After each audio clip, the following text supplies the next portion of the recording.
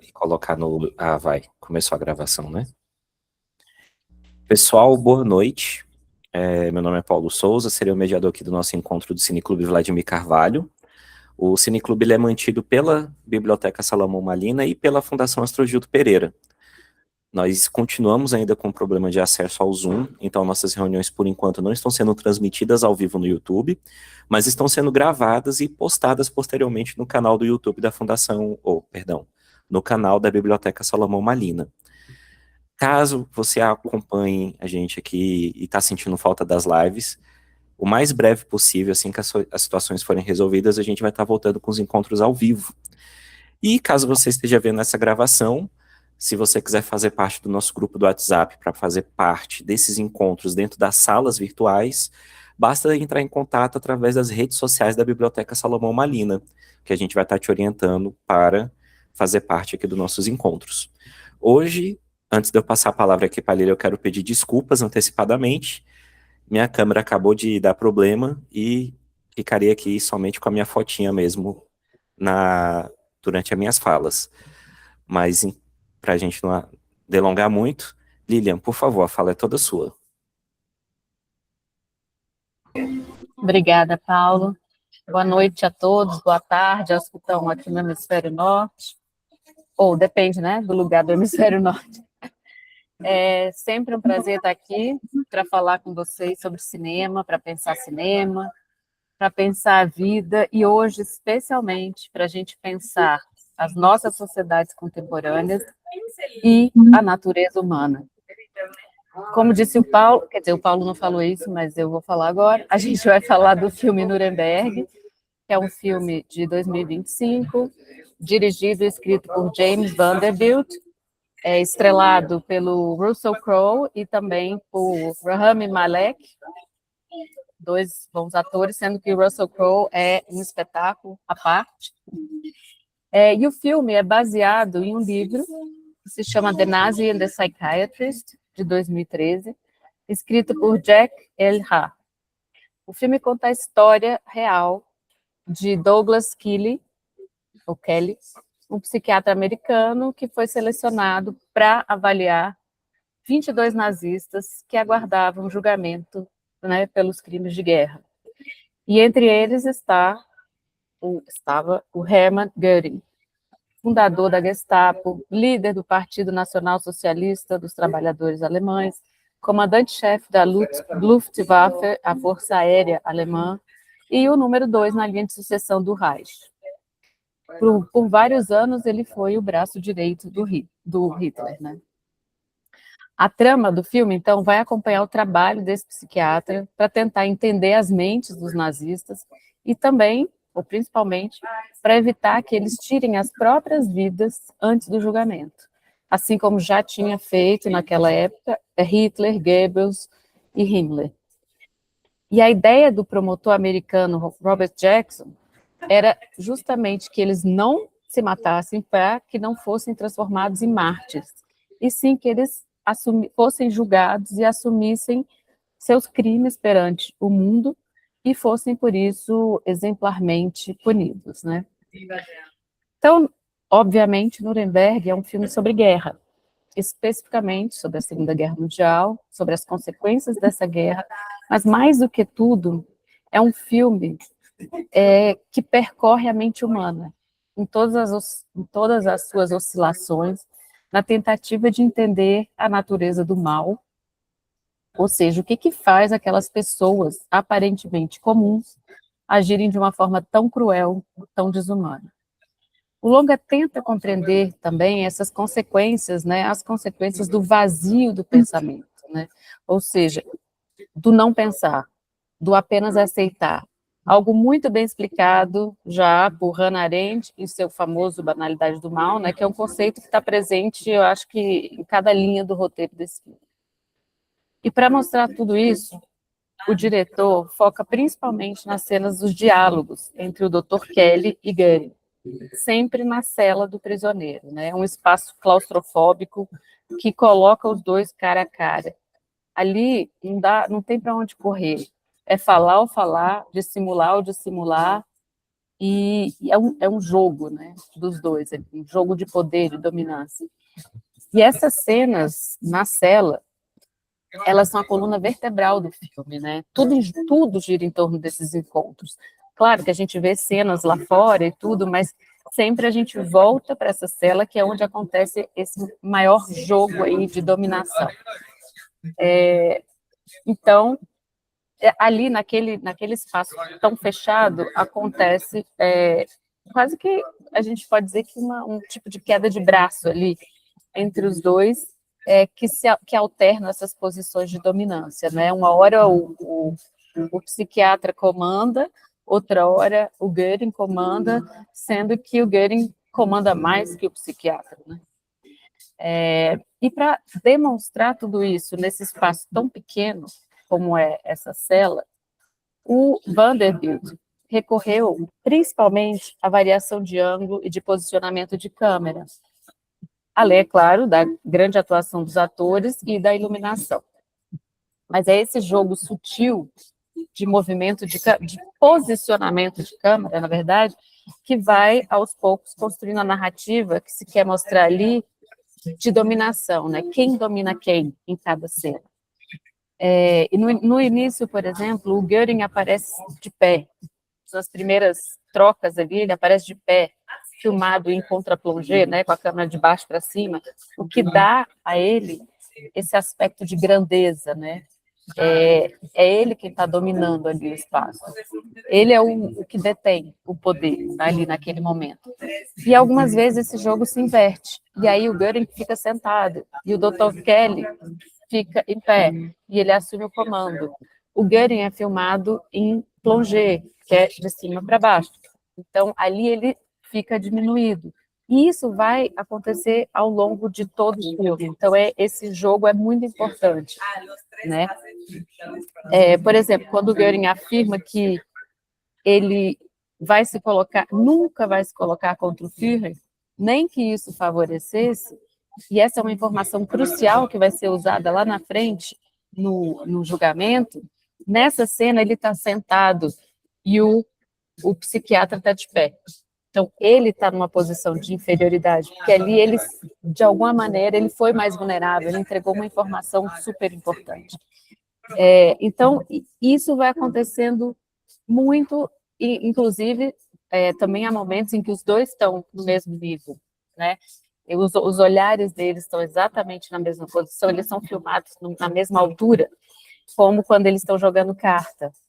E eu acho que essa parte da carta, do jogo de cartas, é um momento bem interessante também, que é um momento mais descontraído, aparentemente amigável, né? Eles estão ali se dando bem, jogam carta, estão rindo, e é ali que o Dr. Kelly explica o truque da moeda, a mágica que ele faz, né?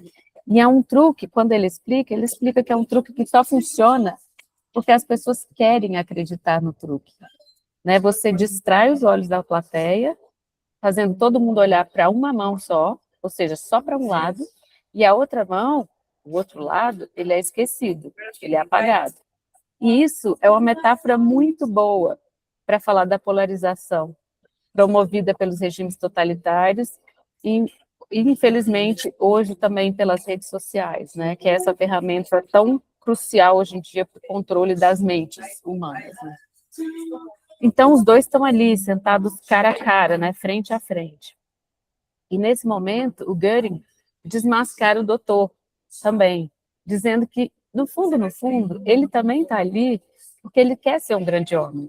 Ele quer deixar sua marca no mundo. E que ele, Göring, é o seu grande trunfo. Ou seja, nesse instante que eles aparentemente estão na mesma posição, o Göring lança essa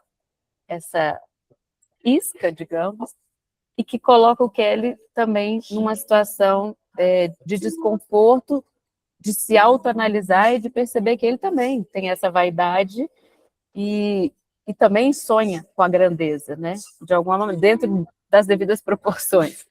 Mas ali, naquele momento, quem está analisando é o Göring, não é o Dr. Kelly, o psiquiatra, né? E esse jogo continua e esse jogo acontece todo o tempo ao longo do filme. Sempre a gente fica com aquela pergunta, né? Quem manipula quem ali? Quem domina quem? E um outro recurso que o Vanderbilt recorre também para seguir nesse jogo de dominação de mente é o campo contra campo, que é muito utilizado no filme noir e também no cinema em geral, mas muito no filme noir, para destacar quem está no controle da situação, quem é o vulnerável da história, né? E por meio dessa técnica, cada personagem tem seu espaço dominante na tela, porque a gente vê um sozinho, depois tem um corte, e depois vem o outro sozinho na tela. E é pela altura do olhar, pela direção do olhar, que a gente sabe que eles estão contracenando, que eles estão frente a frente. E esses cortes também servem para gerar certa desconfiança, porque a gente não está vendo os dois ao mesmo tempo, né? Gera um clima meio de desconfiança e de distanciamento entre os personagens. Mas, em outras ocasiões, também tem planos que são filmados ao mesmo em que os dois aparecem, né? E muitas vezes essa câmera é posicionada atrás do ombro do que está falando. Ele mostra só uma parte da nuca ou uma parte do rosto daquela pessoa que está ouvindo na ocasião. E essa parte está sempre na sombra. Então, ali também é importante a gente perceber o jogo de luz, porque numa situação dessa, de plano contra plano, e principalmente nesse ambiente tão fechado, tão claustrofóbico, em que entra pouca luz, ali a gente tem uma janela e tem uma luz, né?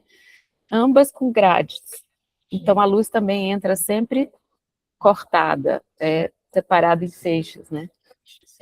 E isso também constitui esse jogo de poder na linguagem cinematográfica, né? E o Vanderbilt usa muito bem tudo isso. Então, o que mais aqui que eu falei? Então, essas coisas do plano do ombro, que também era usado no filme noir. Então, eu acho que não seria errado falar que a estética de Nuremberg é predominantemente uma estética do filme noir, mesmo que ela seja mesclada com as estéticas dos filmes de guerra e estética de filmes de tribunal também. Mas no filme noir, que é esse subgênero do policial, e que era popular justamente nessa época aí, anos 40 e 50, predominam as sombras, as fumaças, as luzes, essas luzes divididas, né? O claro e o escuro, as capas, os chapéus, e personagens ambíguos, personagens que apresentam toda a gama da natureza humana, né?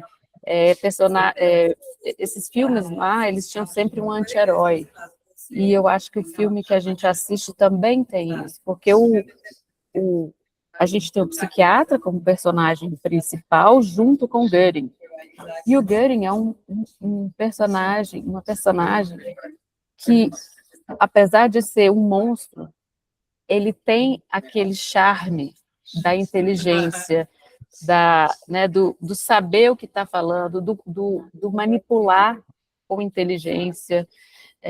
Então, ele é um personagem que ele é totalmente anti-herói, né? Não tem nem o que dizer, herói nunca, mas e o diretor também joga com esse lado humano dele, de ter família, de ser um pai preocupado, um marido preocupado. Então, também para trabalhar, para manipular um pouco a cabeça do próprio psiquiatra, mas também a nossa, que está assistindo o filme, né? E tudo isso, essa estética toda, esses ângulos e iluminação, tudo isso é apresentado para a gente também em widescreen, né? Aquela tela grande, esticada, que faz a gente perceber os detalhes, mas que também mostra a grandiosidade daquilo que estava acontecendo. E isso é um formato de tela que foi muito usado nos anos 50, justamente para combater a entrada da televisão, né? Então, o diretor também se apropria dessa linguagem. Era uma linguagem que era usada muito nos filmes de cowboy, que era usada nos grandes épicos também. Então, ele se apropria disso e traz para essa história que é do passado, mas que, infelizmente, em quase toda a fala do filme, a gente percebe que ela é muito do presente. Então, falando da iluminação um pouco, que ela é quase sempre feita de forma indireta, né? Com as luzes entrando por foco externo, divididas em feixes, ou quer seja pela barra da cela, pelas persianas das janelas, quando a gente vê as cenas lá nos escritórios. sempre os personagens quase sempre em contraluz, com sombras no rosto, penumbra, tem esse clima de escuridão, nessa coisa, escuridão do mal mesmo, com pouca luz, com pouca chance de redenção, digamos. E mesmo nas cenas exteriores, que a gente também vê, que são algumas, em várias ocasiões a luz também é bastante precária, né? Como, por exemplo, naquela cena que eu achei belíssima, que o Dr. Kelly vai encontrar o promotor, o Jackson, no Zeppelin, no escuro, na noite, né? Então, no Zeppelin, que é aquele lugar gigantesco lá em Nuremberg, que o Hitler fazia os comícios dele, né? Aqueles comícios enormes, e ali o plano ainda é mais amplo e muito escuro. E o Dr. Kelly está lá no meio, pequenininho, em pé na frente do carro com o farol. Então a gente só consegue enxergar o farol, porque como a luz vem assim, ele fica totalmente na sombra, no escuro, né? E eu achei essa forma de mostrar esse diálogo muito pertinente e muito inteligente, porque ela reflete também a dor e a escuridão que aquele cenário envolve. Porque, afinal de contas, foi ali que o Hitler anunciou, em 1935, as leis de Nuremberg, que são as leis mais cruéis contra os judeus, né? Que eram as leis que revogavam a cidadania aos judeus, que não permitiam mais que eles casassem com alemães, proibiu os judeus de usar os hospitais, proibiu o acesso à educação pública depois dos 14 anos, fechava as bibliotecas, as praias, os parques, tudo para os judeus. Enfim, era aquele lugar é um espaço de total escuridão, né? Então eu acho que isso foi muito bem representado pelo diretor nessa cena belíssima em que ele está ali pequenininho no meio daquela grandiosidade que está em ruínas. Isso é importante, um Zeppelin em ruínas e totalmente no escuro, né? Então achei que foi uma sacada muito boa. Com relação à música, ela aparece pouco no filme, né? Ela é bem discreta, pontuando cenas importantes. Tem uma hora que entra o piano da filha do Göring, que é uma parte que umas cenas que se tornam um pouco mais humanas, digamos, no meio naquela confusão toda, naquela crueldade toda que a gente está vendo. E o Dr. Kelly quase se deixa levar pelo canto da sereia, né? Que não é o canto da menina, mas é o canto do próprio Goering, que tenta envolver o psiquiatra em seu lado humano, em seu lado de pai e de marido, né? Tentando fazer o Dr. Kelly quase que perdeu o rumo do seu trabalho, né? Se envolvendo com ele, né? Então, eu acho que esse filme, ele é, na verdade, um grande alerta para a sociedade contemporânea, totalmente mergulhada no assombro da multiplicação dos regimes totalitários e no esvaziamento constante das mentes humanas. Pessoas que seguem cegamente um lado só, sem nem ao menos olhar para o outro lado, assim como no truque da moeda, né? Gente que se deixa levar por discursos falsos, vazios, e que se alimentam disso para preencher o pensamento polarizado, irracional, incapaz de questionar qualquer discurso.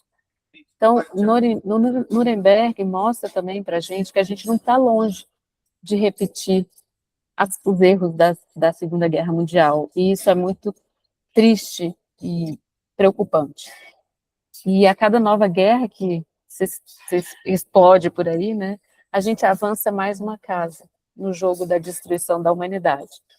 E aí, repetindo aqui a frase pronunciada pelo promotor Jackson, em 46, as guerras não são mais locais. Todas as guerras modernas se tornam mundiais em algum momento. E nenhuma grande nação pode ficar de fora.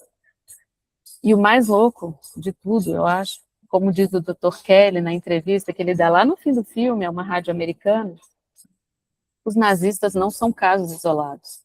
Eles não pertencem só à Alemanha daqueles tempos, porque existem nazistas em todos os países, ontem, hoje e sempre, infelizmente.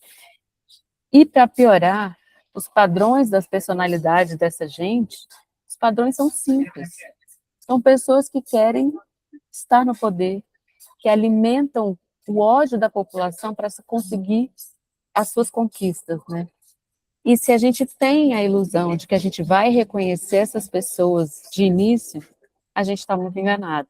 Porque eles não vão aparecer em uniformes, anunciando quem eles são e tal. Eles são gente como a gente.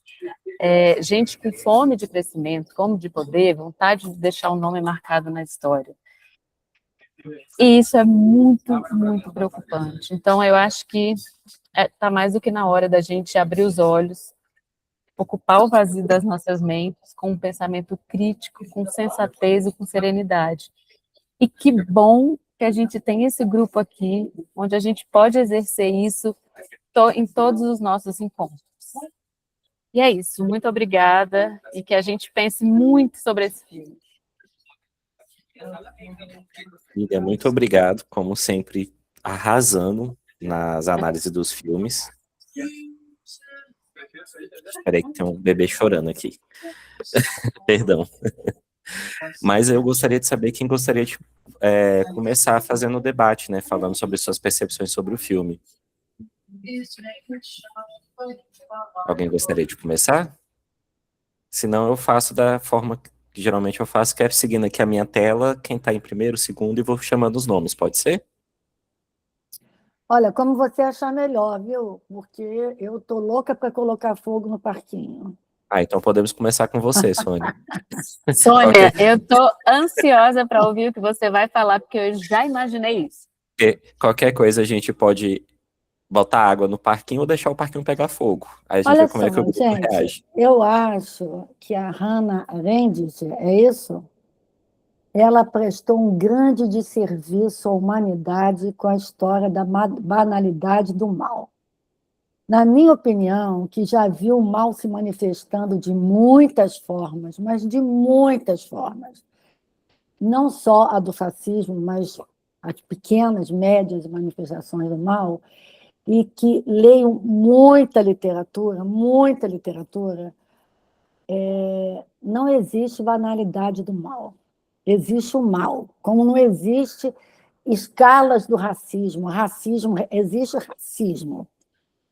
Então, eu acho que ela prestou um grande desserviço com Eichmann em Jerusalém, porque ela tenta compreender a cabeça de um fascista.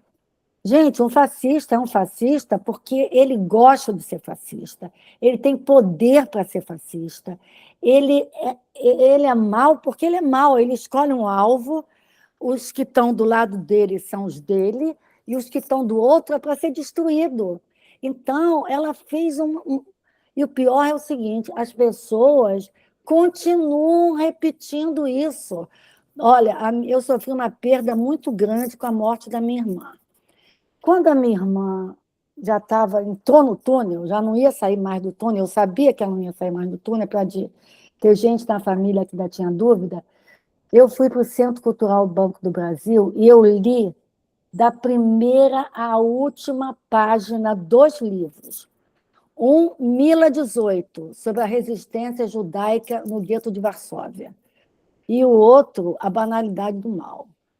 Eu fiquei chocada, eu disse, gente, como é que as pessoas não perceberam até hoje? Mais ou menos, né? Porque depois da Hannah Arendt, uma mulher, começou a estudar essa coisa dela, partiu da mesma premissa. E aí escreveu com Eichmann Before Jerusalém. E aí ela pesquisou que o Eichmann fazia reuniões com nazistas. Durante 15 anos, aquele canalha fez reuniões com nazistas na Argentina, ele estava na Argentina, né? E o cara do Mossad que pegou ele no avião, indo para Jerusalém, perguntou para ele assim, falou para ele, meus pais e meu irmão morreram em Auschwitz.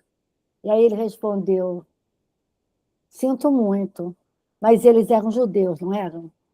Gente, como assim, banalidade? Como o cara não pensa? Vocês acham que o Bolsonaro... Quer dizer, vocês não acham, né? As pessoas acham que o Bolsonaro, com cof, deixando 300 mil brasileiros morrerem, fez isso por banalidade? Não. Ele fez isso porque os 300 mil não importavam para ele, porque era o outro lado. Então, a gente... Não, 700 mil ao todo. 300 mil, com certeza, a responsabilidade dele. 700 mil ao todo. Eu estou dando um desconto aí. Como Eichmann, 3 milhões de judeus. Ao todo foram 6 milhões, né? Mas vamos dar um desconto que ele mandou, ele assinou 3 milhões.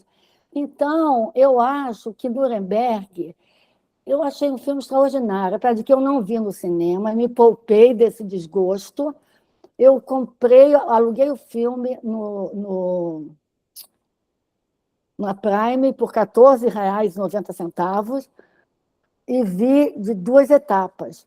E a coisa que mais me impressionou no filme, 2 coisas, 3 me impressionaram nesse filme, que eu não tenho a competência da Lília para fazer essa análise que ela faz de cinema, né? Eu não tenho isso, eu sou uma pessoa da narrativa, então... Isso que a Lília vê, eu não vejo e acho o máximo, sempre aprendo com ela e tal. Mas o lance, 3 coisas me impressionaram. Primeiro, como o psiquiatra é cooptado pelo nazista. Isso me deixou horrorizada, porque a única maneira da gente não ser cooptado por um fascista é a gente não admitir nuance. Não tem nuance com fascista. E o psiquiatra, ele já entra querendo descobrir o lado humano de um nazista, porra.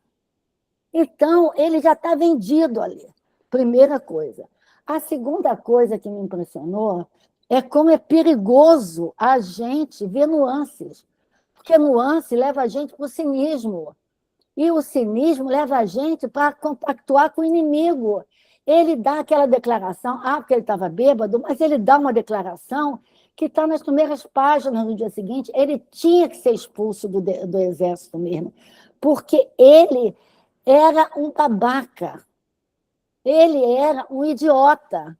E como é que ele se recompõe? Ele se recompõe graças ao herói insignificante do filme, que é o jovem soldado judeu, que ninguém sabe que ele é judeu. Ele é que repara a perda. Ele repara a perda da atitude pusilânime do psiquiatra. Ele repara a perda do fascista. Quer dizer, o fascista vai levar todo mundo. E ele diz para o psiquiatra, você está falando com ele sozinho. E ele vai na estação e ele conta a história dele e ele consegue, sem escândalo, porque eu faria um escândalo, né? Mais uma vez, eu vi como eu realmente sou barqueira com a construção daquele personagem, porque ele vai lá numa boa, ele conta a história, deixa o jornal, quer dizer, que é a prova da vergonha do psiquiatra, deixa o jornal, levanta e vai embora. Por causa dele é que o psiquiatra cai em si e vai colaborar. Se não, e depois tem uma terceira coisa, que é o inglês. Porque o promotor, ele é estadunidense.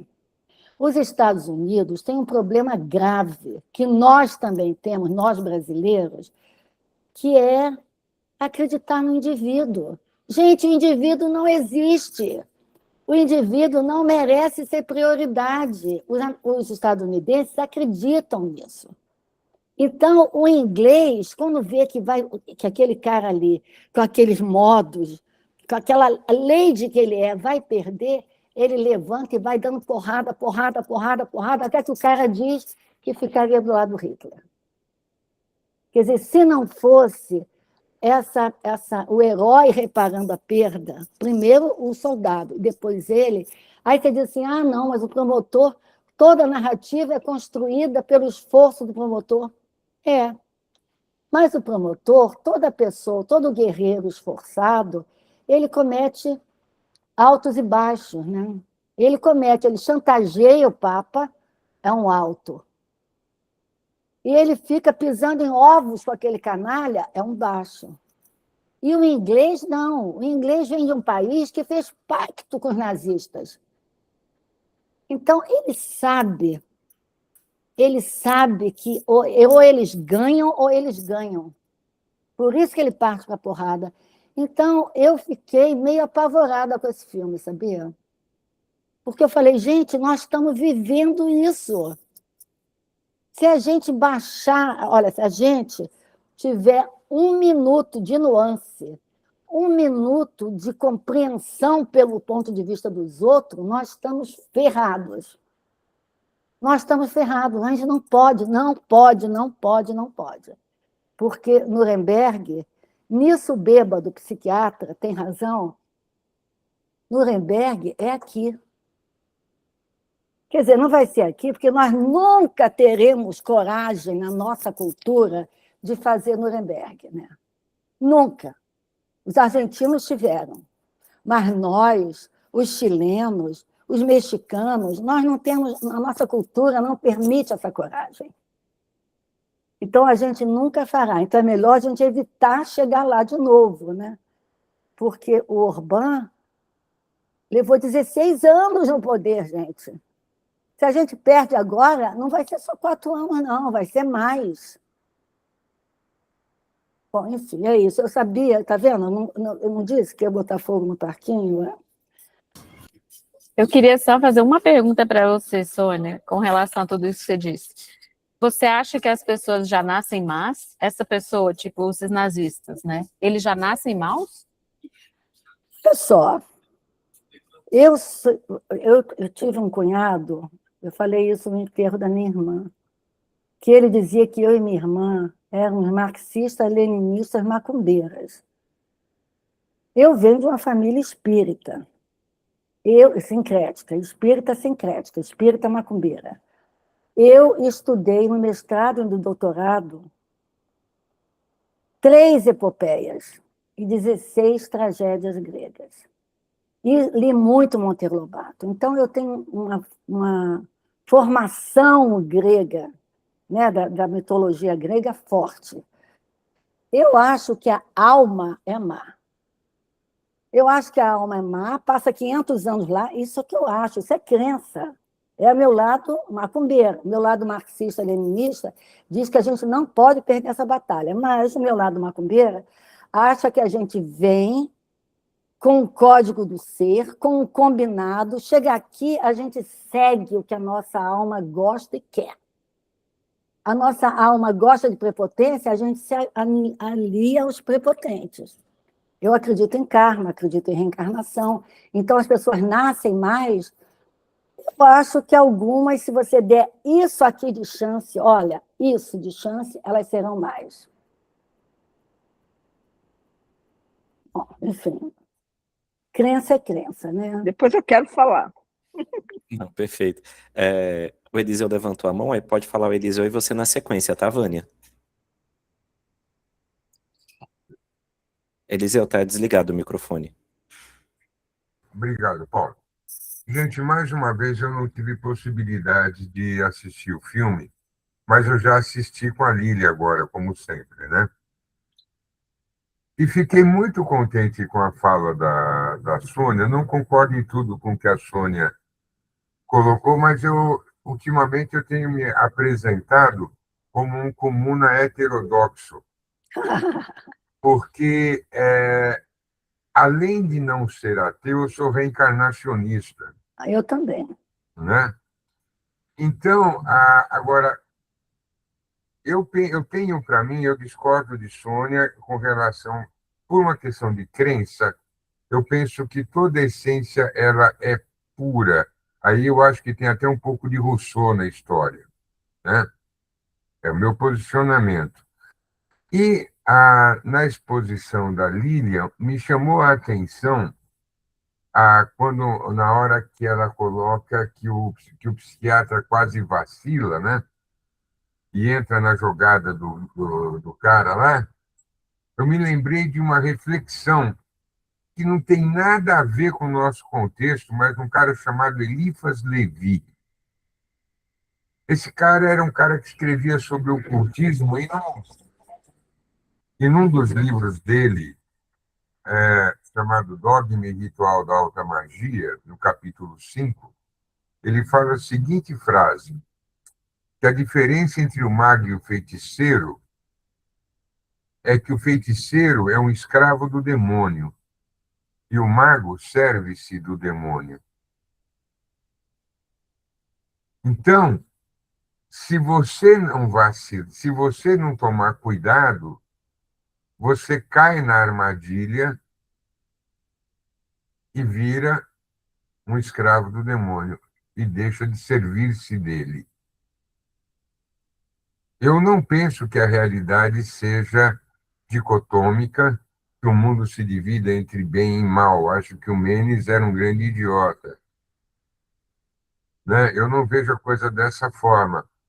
Mas como a manifestação daquilo que a gente pode chamar de mal, ela é sutil, subjetiva, e como ela se esconde em muitas atitudes, entre aspas, que a gente diz por bondosa. Eu, pelo que eu ouvi da Lilian, da Lília, da descrição do filme e as pontuações que a Sônia faz, me chama a atenção muito isso, como é sutil, né? Era essa a colocação. E fiquei muito contente de conhecer a Sônia agora, porque temos algo em comum. Eu me considero marxista-leninista, organizado sempre de uma forma ou de outra, né? Mas fui me identificar num negócio muito maluco chamado Umbanda Esotérica, que é mais maluco ainda. É isso, obrigado, gente. Posso falar? Claro, por favor. Não, Lília, adorei. Mais uma vez eu vi, né? Você falar sobre o filme. Eu assisti o filme, aluguei, coloquei minha filha para assistir comigo. Impactante, né? Eu, assim, alguns filmes que até, né, muito bonitos, eu não chorei. Apesar de ficar emocionada, eu não chorei. Esse eu chorei. Chorei. E aquela cena, então, do soldado que chama o outro à razão, né, foi, assim, algo maravilhoso. Sônia, mais uma vez, querida amiga, você sabe dar uma chacoalhada. Ela sabe dar uma chacoalhada e fazer a gente pensar. Eu fiquei pensando assim, a gente comunga numa mesma ideia do seguinte: se alguém quiser brigar, né, Sônia, com a gente por causa de política, vai se esforçar muito e não vai conseguir. Né? A gente tem esse lema. E eu tenho alguns amigos que eu gosto muito, são pessoas muito legais, e eu falo assim, mas eles só votam, né, no fascista genocida porque... mas eles são boas pessoas. Aí eu fiquei pensando no que a Sônia falou, imediatamente veio, né, veio uma coisa microcosmo. Um casal que eu conheço, gosto muito, são pessoas muito legais, e a forma violenta com que eles tratam a filha de 5 anos. A violência com a filha de 5 anos por bobagens. E aí eu falei assim, não, eles não votam no Bolsonaro porque eles não querem votar no Lula, são contra Lula, ou não querem votar no centro na direita democrática, não querem votar no centro democrático. Eles votam porque eles encontram ali a voz do que está no íntimo deles. Posso estar falando bobagem aqui. Né? Eu acho que, e aí, eu penso o seguinte, só isso explica porque, apesar de todas as denúncias, todas as barbaridades, daquele filme, né, que foi feito sobre os enfermeiros do SUS, né, que percorriam a cidade, os lugares, né, que é um filme, eu esqueci agora o título do filme, é um documentário, que é aquele, eu chorei assim, como eu choro até hoje, as pessoas que partiram sem ter tido a chance de se vacinar. Né? Então, eu acho que isso explica por que eles continuam com aquele percentual de apoio. A coisa está ali, e continua, porque eu acho que é isso. Né? Eu acho que quando se escolhe um lado, esse lado escolhido é o que representa a nossa visão de mundo, a visão do outro, quem é o outro.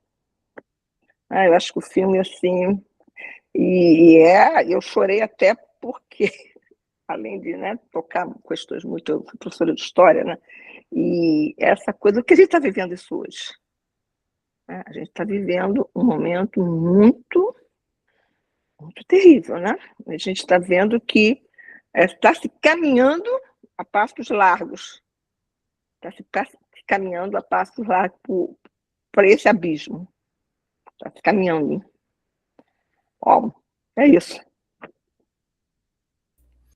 Obrigado, Vânia. Obrigado, Eliseu.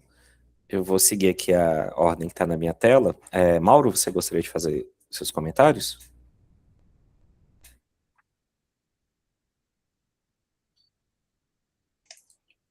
Pronto? Pois, muito bem. Puxa, ver o filme pelo olhar da Lília é outra conversa, né? Ele fica todo colorido, cheio de matizes. É uma perspectiva realmente encantadora.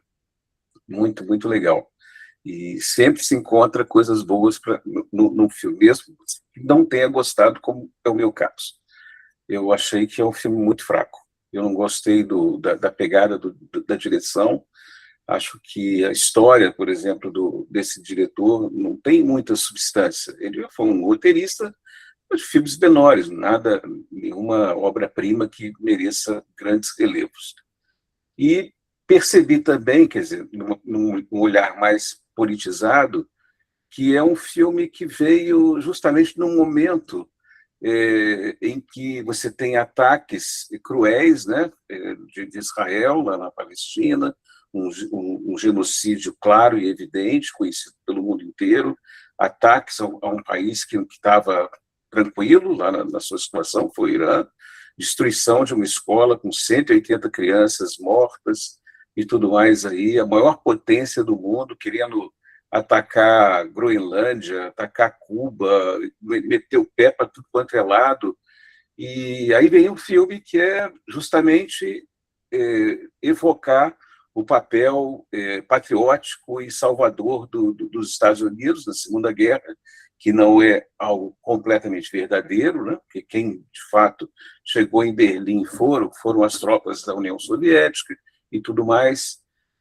Volta a falar na questão do Holocausto, que, sem dúvida alguma, não se cogita de passar pano, mas assim, foi uma coisa horripilante, mas ele vem sempre à tona nesses momentos, para a gente, ora, poxa vida, sabe, o papel dos judeus e tudo mais, e como se fosse uma preparação para uma situação que veio depois, né, que foi esse ataque agora dos Estados Unidos e Israel.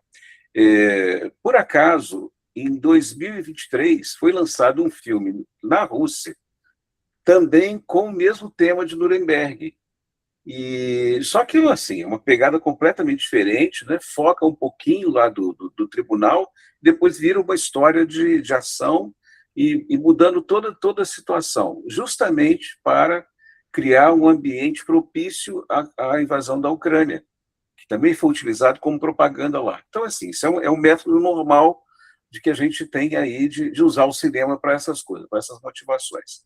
Então, ele é simplista, ele simplificou toda uma complexidade enorme ali, que não foi os Estados Unidos unicamente que levou à frente aquele tribunal, mas ele coloca num plano muito inferior o papel do Reino Unido, da União Soviética e da França e tudo mais. Então, isso fica deslocado. É o grande salvador, que é os Estados Unidos, que está à frente daquele processo todo ali, que para mim é um equívoco muito grande. E a outra questão é que o livro original do Kelly, ele fala dos 22 prisioneiros, das 22 celas. Ele analisa cada um deles, né? O filme pegou um outro livro que focou exatamente no Goering e na relação dele com o psiquiatra, que também é uma simplificação. Então, por exemplo, todas as conclusões que a Sônia não gostou muito foram baseadas num estudo muito mais amplo do que simplesmente no Goering. E isso também não é colocado. E, para mim, eu acho que essa conclusão é que é a mais revolucionária que a gente tem ali, e foi colocada num plano inferior, e aquela cena da emissão radiofônica, ela é chave, quer dizer, ele fala uma verdade inconveniente naquele momento e não é convidado para a segunda parte da transmissão. Essa conclusão que a Sônia discorda, né? E eu acho que faz sentido, porque ninguém nasce malzinho, eu penso, sabe? Já que a gente está fazendo uma declaração de fé aqui em público, né? Bom, eu sou ateu, sou à toa, não acredito em nada, sabe?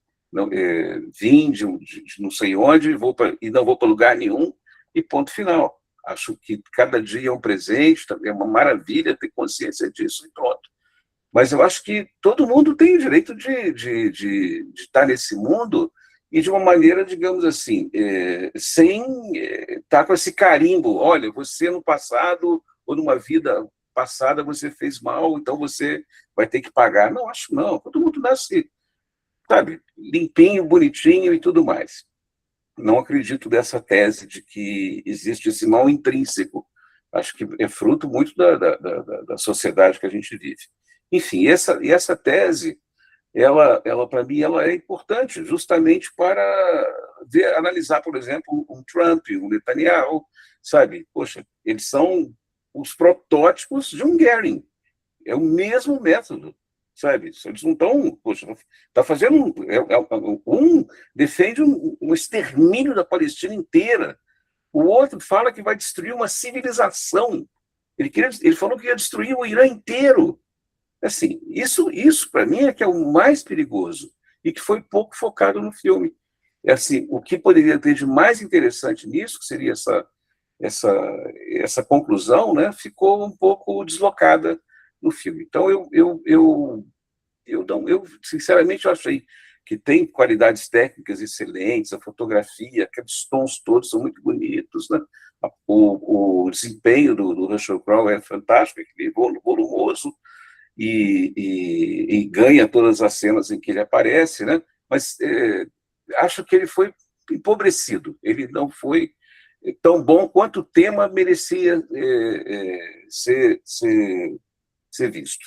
Enfim, essa é minha visão um pouco, digamos, não colorida como a da Lília. Sabe? Depois eu vou ver qual que é a lente que ela usa para trocar o meu óculos, sabe? Mas é isso. Eu posso só fazer a réplica antes do Sandor falar?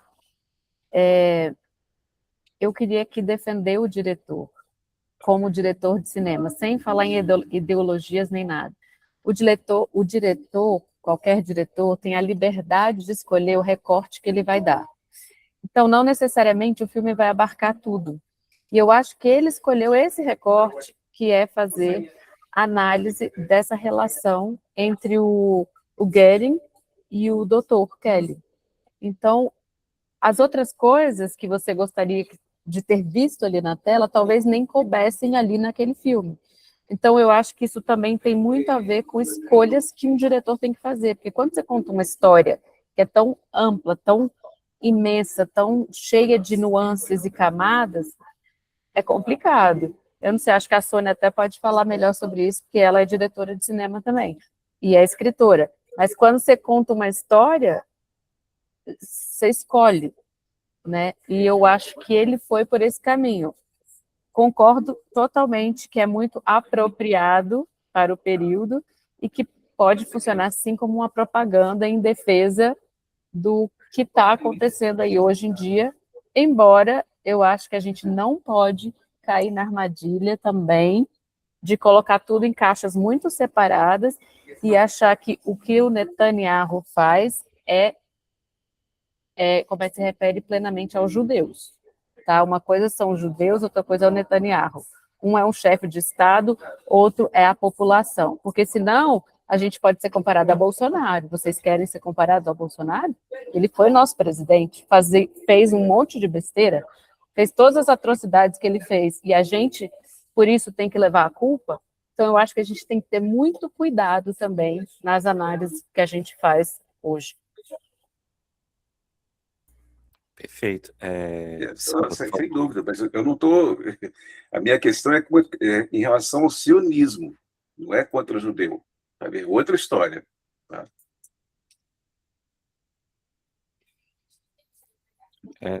Alô? Pode falar, Sandro. Vocês estão me ouvindo?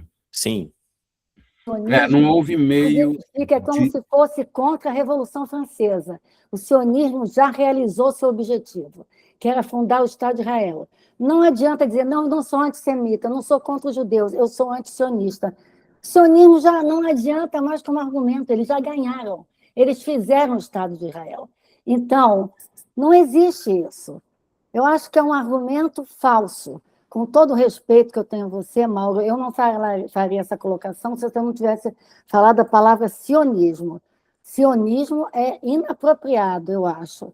Mas, desculpe, eu interrompi, era o Sandor que ia falar, não é?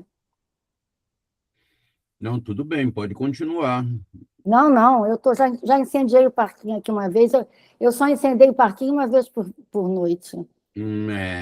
Acabou de fazer de novo, né? Mas tudo bem. Porque o Mauro me provocou. Porque você foi provocada, certo? Exatamente. E as pessoas dizem, não, o Hamas matou 1.200 pessoas numa rave, porque foi provocado, eu posso dizer que eu incendiei o parquinho pela segunda vez, porque o Mauro provocou. Vale tudo hoje em dia. Tá certo.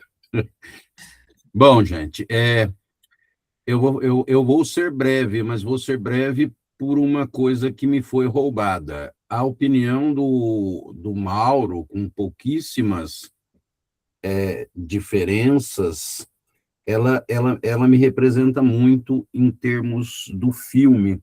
Veja, vou fazer a mesma introdução dele. Assistir um filme com a Lília é uma outra coisa, é uma coisa linda.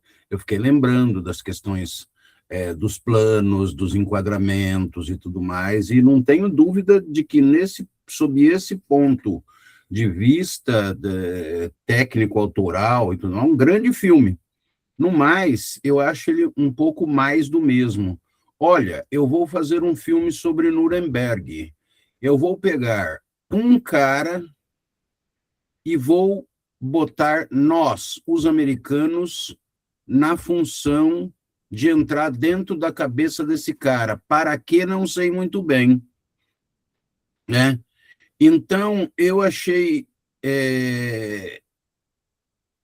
vamos dizer assim, é aquela mesma coisa do tipo, os Estados Unidos ganharam a guerra, né? O desembarque na Normandia foi uma coisa assim estrategicamente brilhante e sensacional, né? Nós estamos no centro da história. Para fazer só um contraponto, eu lembro que agora, dia 8, foi o chamado Dia da Vitória, que é o dia que os soviéticos entraram em Berlim. Em Berlim. Eu ia falar em Paris, mas em Berlim. E eu sigo um casal de youtubers, influencers, que se chama Wally e Dasha. Dasha é o nome dela, Daria, que é uma russa que veio para cá fazer um serviço de modelo, aí se apaixonou pelo Wally, enfim, já tem 2 filhos, e eles têm um canal aleatório que fala bobagens em geral, e a Dasha tem um canal ao lado de história. Então, ela conta história da Rússia, né? Ela conta sobre o Rasputin, sobre a Revolução Soviética, etc. E tudo sob um ponto de vista que a gente não está muito acostumado, porque é o ponto de vista de um russo não comunista, e etc, etc, etc. Ela contou uma coisa que eu não sabia, e eu fiquei pensando no Nuremberg, né? É lógico, concordo plenamente, o diretor tem direito de fazer o recorte que ele quiser, inclusive botar essa coisa de batalha de 2 mentes aí, que é uma coisa bastante manjada também, mas vamos lá, tá valendo, né? mas ela conta que no Tribunal de Nuremberg houve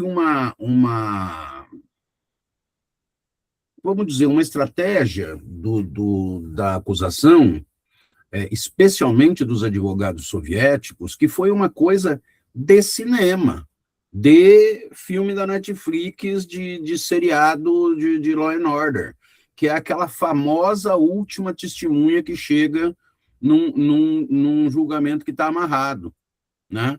Ela diz que a União Soviética transportou o Marechal von Paulus de lá da onde ele estava preso, em Moscou, até Berlim, sigilosamente, e apresentou de última hora, né? E apresentou de última hora como testemunha, e a hora que o juiz que estava instruindo a questão toda perguntou, né?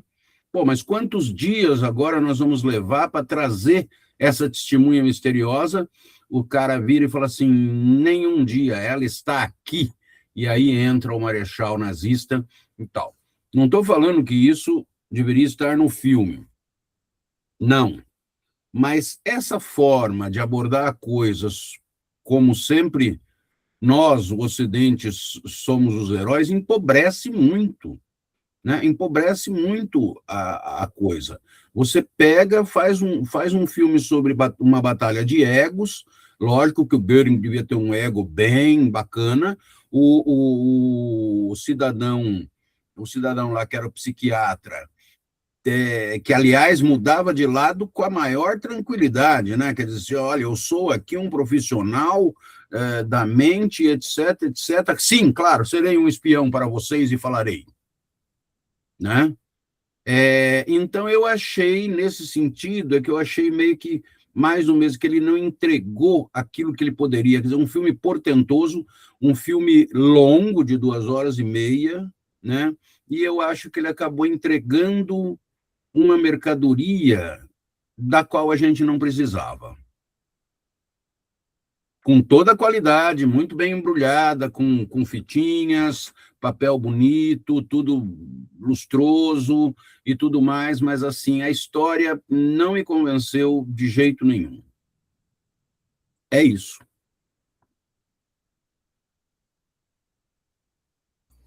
Não, ótimo, obrigado, Sandor. Ruth, você quer fazer algum comentário? Agora você fechou. Tá desligado o microfone, Ruth.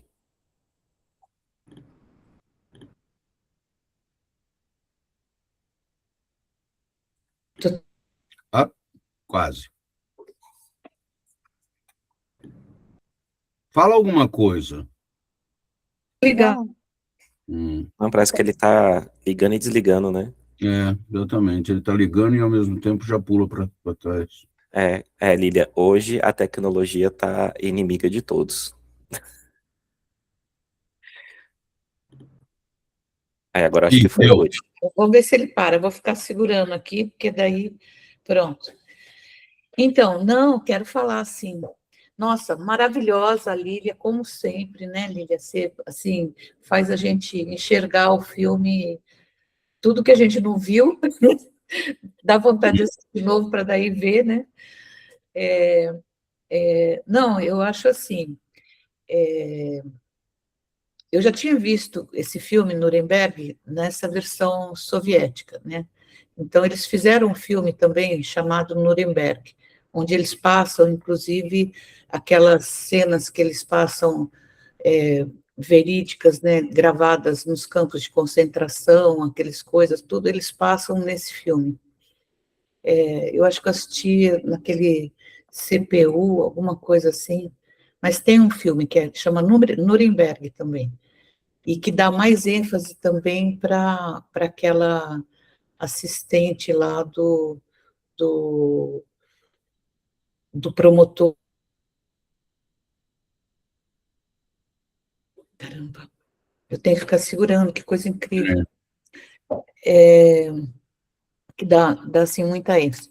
Mas eu vi esse filme sob um outro ângulo, né? Não tanto nem histórico, nem... eu assisti assim pelo ângulo do psiquiatra mesmo, né? Em que a proposta dele era realmente estudar essas mentes para ter uma tese ou um estudo científico. Aberto o microfone da Sônia. Sônia, está aberto o seu microfone. E então, que era assim, justamente para cair um pouco nessa questão de se as pessoas já nascem más ou não, se existe alguma parte do cérebro ou da psique da pessoa, do sei lá que seja, que leve ela a ser uma pessoa má, uma pessoa assim insensível, ou uma pessoa, enfim, né? Que na verdade era o estudo dele que depois iria dar o livro e tudo isso, e por isso que ele foi para lá. Então eu assisti o filme assim, nessa perspectiva, nessa visão dele, né, do psiquiatra, né, do estudo dele, do que ele foi fazer lá. Inclusive eu senti assim que quando pediram para ele ser espião, ele se sentiu assim profissionalmente invadido, né, assim de ter que abrir aquela relação dele do paciente por uma questão, vamos supor, política ou sei lá pelo que fosse. Então assim, eu assisti dessa forma e o que ele tentou observar e tentou ver. Ele tentou, de todas as formas, ganhar confiança. Não que ele queria ser amigo do cara, mas ele queria que o cara confiasse nele para poder entender e poder se abrir, poder falar e poder... Né? Então, acho que todo aquele negócio dele ter ido também para a família, ter levado as cartas, tudo isso eu entendi muito como ganhar a confiança do cara para o cara se abrir e falar tudo, né? E aí, assim, o que eu vejo de mais importante no filme é aquela conclusão justamente quando ele dá a entrevista, que é onde ele fala que não era lá, que ali nos Estados Unidos estava acontecendo a mesma coisa, existia a mesma coisa e que qualquer pessoa podia fazer isso, que não era uma coisa nem histórica, nem de época e nem de personalidades, que era uma coisa que, devido assim, ou circunstâncias, ou sei lá, mas que qualquer pessoa podia fazer, né? E que estavam fazendo, né? E que já estavam fazendo. E a outra coisa que eu achei interessante também é que quando esse Gary, né, não lembro bem o nome dele, ele estava falando, algumas coisas que ele falava, assim, dos Estados Unidos, ele falava assim, não, mas vocês também fizeram isso, vocês também, né, como se assim, não sou só eu o monstro, né, tipo assim, mas vocês também não fizeram não sei o quê, vocês também não, né? Então, eu não sei, eu achei um bom filme, né?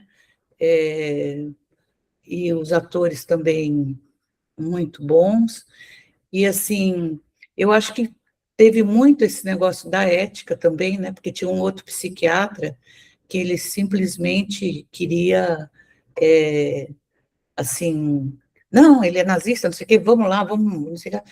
E teve uma hora que ele falou também, bom, então por que vocês já não fuzilam direto, por que fazer esse julgamento, né? Se o negócio já está definido, marcado, não sei o que lá, para que esse circo, né? Para que fazer... Esse psiquiatra aí foi contratado pela Sônia. Né? Então, assim... Porque eu estou acostumada a discutir com comunista, fundamentalista, ateu, desde os 17 anos. Eu tenho 70. Então, não me enfrenta que você não se garante. Você não se garante. Então, fica na sua. Fica na sua. Tá bom, tá bom. Né? Então, assim, e aí, inclusive, ele falou isso, esse Wegner também falou, não, inclusive a gente estava combinado com o seu governo porque a gente queria acabar com os comunistas. Tem uma frase dele que ele fala exatamente isso, não era bem os judeus, a gente queria acabar com os comunistas. Ele tem uma frase que ele fala isso, né? Então, não sei, eu achei assim... eu achei que esse filme levantou assim muitas coisas, muitas que não são assim comuns, né? Porque pegou no subjetivo, né? Pegou assim bem no interior assim da coisa, né? Não no macro, mas no micro e sei lá, como uma análise mesmo, né? Como uma análise e das pessoas, dos envolvidos. E assim, aquele promotor, ele demonstrou uma fraqueza assim o tempo inteiro muito grande e assim, não era uma coisa que convencia muito que ele estava fazendo aquilo realmente para fazer justiça, mas era mais como um pano de fundo assim para que sei lá, que pudesse mostrar que todas as pessoas têm direito a serem julgadas, né? Então, assim, ele sabia, eu acho que no fundo, que não, ninguém ali ia ser absolvido, né?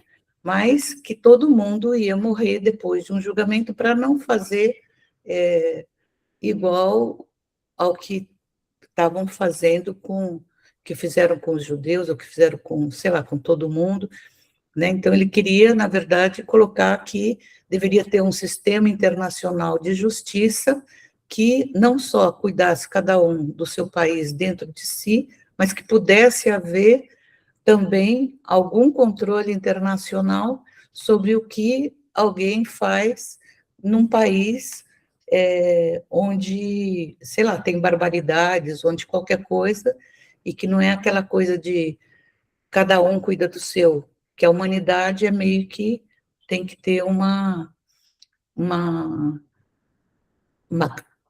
uma regra geral, vamos supor, né? Isso na questão de direito e de justiça. Sei lá, eu entendi mais ou menos assim.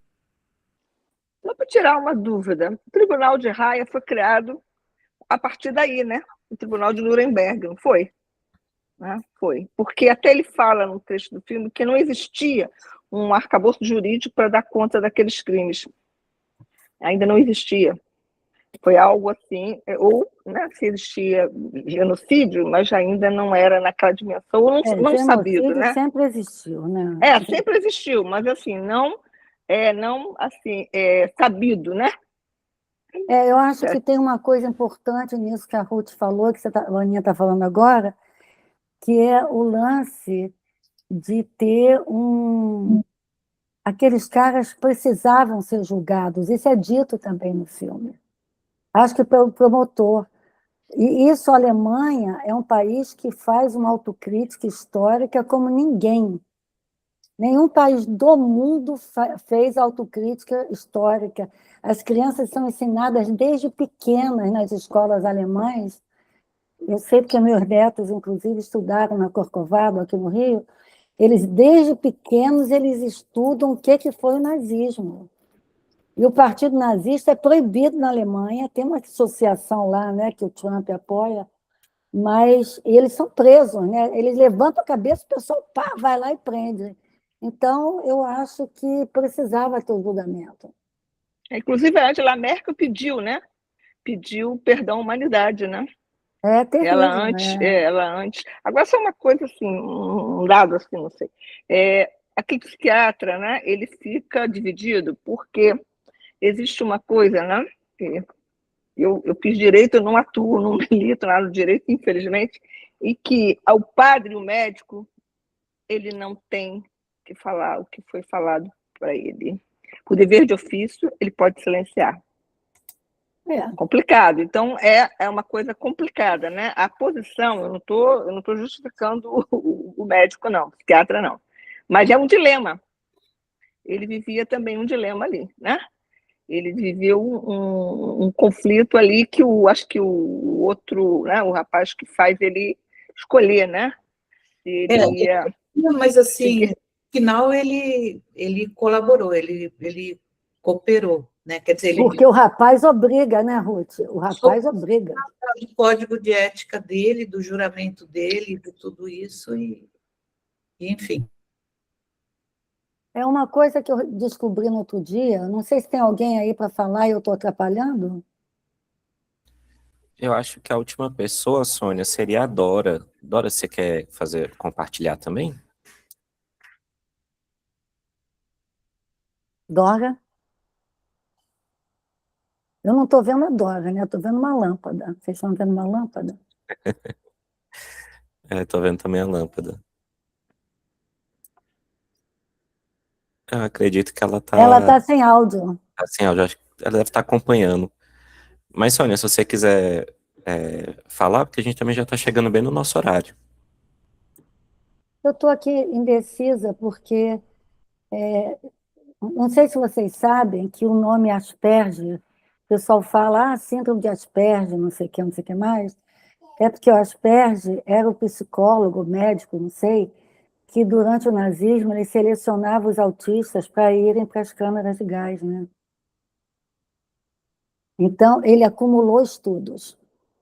Então, o que os nazistas e os japoneses também fizeram de seleção, e os estadunidenses, né, com os negros e tal, o que eles fizeram de seleção foi, eles eram médicos, né, estavam traindo a profissão. E eu acho que, olha só, eu não consigo evitar esclarecer uma coisa em relação ao que eu penso. A grande dificuldade que eu vivi sempre, que eu vi sempre no Partido Comunista, não fui do Partido Comunista de vocês, né, fui do outro, é o seguinte: o comunista é fundamentalista ateu. Então, e o Lenin dizia que com fatos isolados você prova qualquer coisa. Eu, apesar de ser marxista-leninista macumbeira, eu lia Lenin, eu lia Marx. Não era de orelha de livro, eu lia. Agora, eu acho interessante que é o seguinte: os fundamentalistas ateus não leem nada sobre karma, não leem nada sobre reencarnação. As doutrinas do karma e da reencarnação não dizem que as pessoas nascem mais. Dizem que as pessoas nascem numa situação privilegiada, com pai, com mãe, escola, etc., etc., e vira fascista. E vira o Netanyahu, vira o Trump, vira quem mais? O que a Moldova falou? Putin, Trump e Netanyahu. 3 monstros. A pessoa não precisava fazer isso, mas então, ela tem uma vocação, né? Ou a alma se perde no meio do caminho, diz, olha, se eu posso estuprar mulheres, se eu posso jogar debaixo do carro, se eu posso arrastar, por que eu não vou fazer isso? Eu acho que existe, algumas pessoas persistem no mal. Isso é o que o karma diz. Agora, eu sempre li marxismo. Não conheço um fundamentalista ateu, para contar história, que tenha se debruçado, a não ser o Eliseu. Retiro o Eliseu da história, porque eu acho que Eliseu... Não conheço um fundamentalista ateu, que tenha lido, perdido o seu tempo, gastado, perdido não, que eu acho que não seria gastar, para folhear um livro sobre a doutrina órfico-pitagórica, por exemplo. Não conheço tenho 70 anos, militei desde os 17, nunca vi um comunista conseguir conversar mais de 5 minutos sem um insulto. Ah, não, isso aí é o que vocês pensam, que as pessoas nascem mais. Isso não é discutir, não é verdade? Isso é desclassificar o argumento alheio sem conhecer nada a respeito da doutrina, nada. E olha que eu não sou kardecista, mas eu conheço. Eu não sou hinduísta, mas eu conheço. Quer dizer, você vai lendo, lê aqui, lê um pouco, faz uma distinção, zen budismo é isso, budismo tibetano é aquilo. Os fundamentalistas ateus não sabem nada. Pô, então tem dó, né, gente? Não dá para discutir essas coisas. A Vaninha fica rindo, porque a Vaninha, você sabe, né, Vaninha? Ai, meu Deus, é muito difícil. A É, gente lê Alves ele- Braz, a gente lê Alves Braz. Pois é, Tem quem manda, né? budismo. A gente ser esotérico, né? Eliseu vai até ficar envergonhado de eu estar incluindo ele junto comigo, mas... Eliseu, como a gente está entrando já nos últimos 10 minutos, eu vou É. pedir só para você ser mais um pouco conciso para a gente poder passar para a Lilian para ela fazer a palavra final, tá bom? Tá Não, bom. é só uma curiosidade para a Sônia, para vocês terem uma ideia, o Pinochet e o Allende faziam parte da mesma loja maçônica, só isso. Olha só, Você acha que o maçom é espírita? Você acha que ser maçom é ser espírita? Não, minha querida, o que eu quero dizer é o seguinte, é uma informação que eu tenho que o Pinochet e o Allende eram membros da mesma loja maçônica. E o Stalin e o Trotsky, o Lenin, eram membros do mesmo partido bolchevique. Exatamente, exatamente. Então, quer dizer, o fato de estar numa determinada organização, não os normaliza, não os rotula. A subjetividade será sempre a subjetividade. E é a subjetividade que nos torna diferentes. E as nossas demandas objetivas é que nos tornam iguais.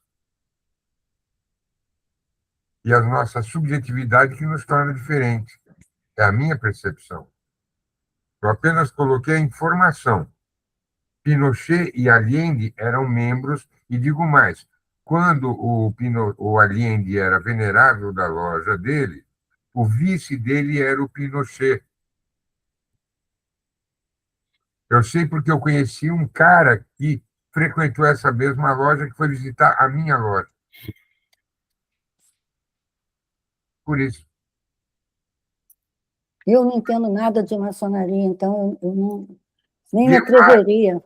quer ver uma coisa maluca? Guevara era maçom. Foi iniciado no mesmo tempo que foi iniciado Solano Lopes. Pois é, tá vendo? Eu, como não entendo nada de maçonaria, não acho uma coisa desprezível ser maçom. Mas eu não entendo nada, eu digo de cara, não entendo Tem nada. umas coisas muito malucas, né? Então, nem as coisas são em si mesmas, e muitas vezes a gente não sabe como elas são. É, mas Informação. Só isso. Eu fui rápido. não, perfeito. Antes de eu passar aqui para a Lilian, vamos bater a nossa foto do encontro? Vamos. meu O Deus. cabelo tá horrível, mas é o jeito, né? Vamos, todo mundo com aquele sorriso de quem viu o parquinho pegar fogo. Eu não E posso. saiu ileso. Deixa eu ver aqui se o print ficou bom. Ficou ótimo. Não, tá ótimo, gente. Para irmos aqui para o nosso... Gente, está faltando a Lília. Não, Pelo menos para mim está aparecendo a Dora. Eu tô A Dora? Cadê a Dora? Eu não vi a Dora hoje. A mesa da Dora, com uma é a mesa da Dora. xadrez. Gente, Não, eu tô eu vou Não. mandar aqui no grupo, saiu todo mundo no print que eu fiz, no registro. tô avisando só que eu tô doente, por isso que eu não estou aparecendo. Ah, bom. desejo melhoras, Dora. Melhoras, Dora. Melhoras. Melhora. Melhoras, bastante melhoras. Tá, obrigada. Só para completar aqui, antes de eu passar a palavra para a Lília, para ela fazer o nosso encerramento, gostaria de avisar quem está vendo a gravação no YouTube, se você gostou do debate, se você gostou do parquinho pegando fogo, é sempre esse jeito aqui, a gente sempre com liberdade de se expressar, de todo mundo colocar suas opiniões e sempre de forma muito respeitosa, que eu acho que é o que faz o nosso cineclube ser o melhor cineclube do Brasil. Então fica aí o convite para quem está acompanhando a gente pelo YouTube pela gravação. Se tiverem interesse de fazer parte, entrem em contato pelas redes sociais da Biblioteca Salomão Malina, que nós vamos estar orientando como fazer parte do nosso grupo do WhatsApp, como fazer a votação pelo nosso grupo e estar presente aqui nas salas virtuais. Lilian, por favor. Eu queria, primeiro, agradecer pelo fogo no parquinho, porque eu acho que isso é a grande riqueza do nosso grupo, e eu acho que é o que está faltando no mundo, que é a gente conseguir ouvir opiniões diferentes, discutir, debater, pensar e cada um tirar suas próprias conclusões, né? Então, eu acho que isso é uma vitória nossa aqui, que a gente continue com isso sempre. E eu também queria falar com relação a isso, como é importante, e eu acho que o filme toca muito nesse assunto, como é importante a gente ser capaz de escutar lados diferentes, né? E entender que talvez, isso também vai cutucar a Sônia, talvez nos lados tenha alguma coisa que você possa tirar de positivo em cada um dos lados. E uma outra coisa que eu queria deixar também marcado, e que me marcou muito ao longo do filme, eu ia assistindo o filme pensando sempre no hoje. Eu acho que esse filme, é impossível ver esse filme e não pensar no que está acontecendo no mundo agora, e com o agravante que hoje em dia a gente tem as redes sociais, que são uma ferramenta muito poderosa de propaganda, né? No passado, já existiu rádio, existiu filme, né? O cinema já era usado como veículo de propaganda, tanto que a Leni Riefenstahl filmou todos os comícios do Hitler, né? E foi muito, inclusive, julgada por isso. E hoje a gente tem as redes sociais. E eu assisti ao filme pensando, meu Deus do céu, imagina se naquela época existisse rede social. E a gente tem hoje. Então, o mal hoje ainda tem uma penetração muito maior. Então, exige da gente também um cuidado muito maior. E eu acho que a única maneira que a gente pode combater é fazendo o que a gente faz aqui. É ouvindo, pensando, repensando, dando oportunidade do outro falar e tentar seguir o caminho que a gente acha que é o mais correto, de preferência o do bem, né, gente? Pelo amor de Deus, o mundo já está com muita maldade por aí. Né? Então, eu acho que o filme não é um masterpiece, sem dúvida. Há outros filmes sobre Nuremberg, há um muito bom, inclusive, que é sobre o julgamento do Eichmann, e que foi o primeiro julgamento televisionado para todo mundo. É um filme muito legal, mas esse tem o aspecto da psicologia que a Ruth enfatizou tanto, que é o do psiquiatra, de tentar entender a psique humana, e eu também me ative, assim como ela, a questão da psicologia, tentar entender a psicologia dessa gente, tentar entender por que pessoas que nasceram como eu nasci viraram os monstros que viraram. Então, é para a gente pensar, para a gente refletir, e para a gente continuar assistindo filmes, que venham outros filmes mais assim, porque por mais que a gente concorde ou discorde, ele faz a gente pensar. E isso já é muita coisa, né? Então é isso. Muito obrigada a todos e todas. Boa noite. Cecília, muito obrigada. Obrigada a vocês. Obrigada, Dori. Obrigada a todos e descanso, né? Bom descanso para todo mundo. Os que já estão com vinhozinho aí, saúde. Eu tô